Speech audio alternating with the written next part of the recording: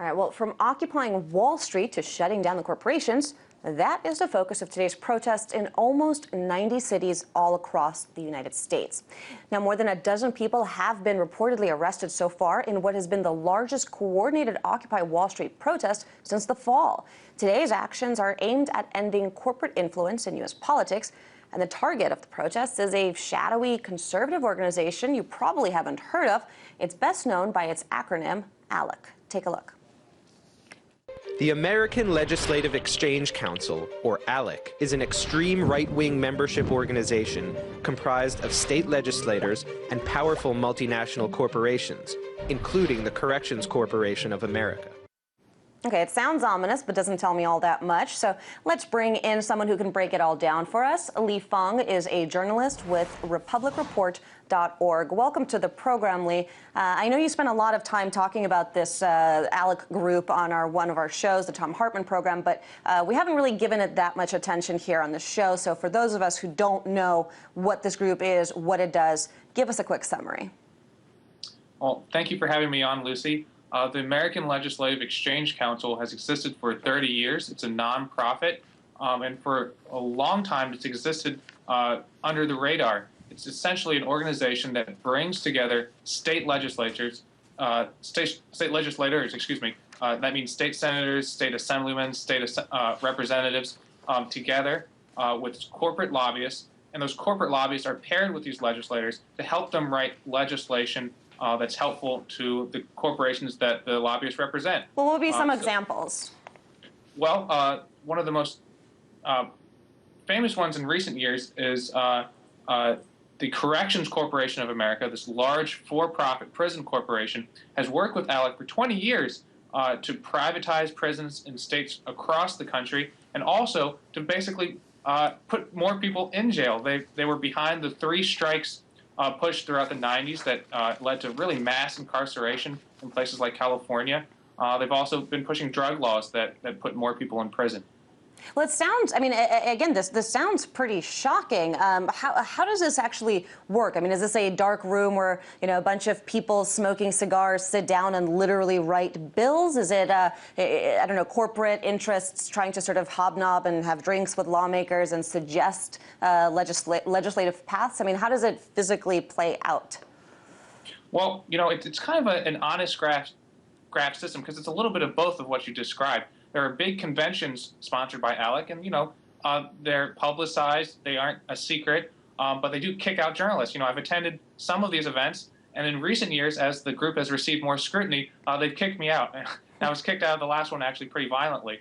But, you know, a legislator is paired with an ALEC lobbyist, is given draft legislation, and then those corporations that would benefit from that bill all coordinate their campaign contributions to help that legislator. So not only are legislators getting ideas from ALEC and actual draft legislation, but once they kind of get connected with a network of national lobbyists, whether it's from Dow Chemical or a coal company, then those corporations funnel money to the campaign coffers of that legislator so they can make that bill a reality. So basically, if you're a new lawmaker, right, and say these folks at ALEC suggest some legislation that may or may not sound kind of okay to you, if you sign on to this and go through with this, you're pretty much guaranteed to get a whole bunch of campaign contribution money? Well, the big loophole here is that, you know, a lot of states have, you know, fairly strong lobbying laws. You know, they want to provide transparency to the public to see which corporations are making contact with which legislators and which issues are being pressed. But because American Legislative Exchange Council is organized as a nonprofit, as a charitable organization, these legislators can attend their events, hobnob with lobbyists, go out and party, and even be reimbursed for their hotel and transportation. They never have to disclose because, you know, it's an out-of-state organization that's organized as a charity. So I think a lot of people have ignored ALEC for that very reason because they haven't been able or they have ignored state lobbying laws for so long. Interesting. So it's almost like a shadow lobbying group, just under a different, much more, I guess, easier to swallow name. Now, what accounts for the renewed focus on this group? Why is, I mean, Occupy Wall Street, you know, protests in almost 90 cities, that's pretty huge. Why this attention now? Well, I think there are 2 things that happen simultaneously. One, there's this kind of consciousness with many people on the left that no matter who you elect and what happens in government, there are very powerful institutional forces that are always pressing back, that are always privatizing public services, that are always overriding and repealing good laws. And so I think there's a lot of people who in the activist community that are they're turning away from regular elections and looking at these big institutional forces, and Alec is an obvious choice for them to look at. At the same time, in the 2010 midterm elections, there's a sea change. You know, a lot of people talk about the Tea Party Congress, but the real change in power happened on the state level. If you look at the sheer number of state legislators who are Republicans who were elected in 2010, it was the biggest statewide sweep in all of American history for the Republican Party. So in places like Wisconsin and North Carolina, Alec has de facto legislative power. Their members now have majorities all over the country, and they're writing laws. And not only just in places like that, in New Hampshire, now they have a veto-proof majority. So you have Alec lobbyists literally running some states now. Well, you know, the flip side of that is, of course, it's harder to sort of influence and change entrenched behaviors here in Washington. It is sometimes a little bit easier on a state level. Do you think that because these Occupy Wall Street protests are local, perhaps this renewed attention on Alec and corporate interests, sort of undue influence in politics, could that perhaps cause any sort of change in behavior? I mean, maybe if local citizens, you know, associate their lawmakers with bad corporations and see these protests on their very own local streets, maybe that could sort of wake people up. I mean, how do you see this playing out?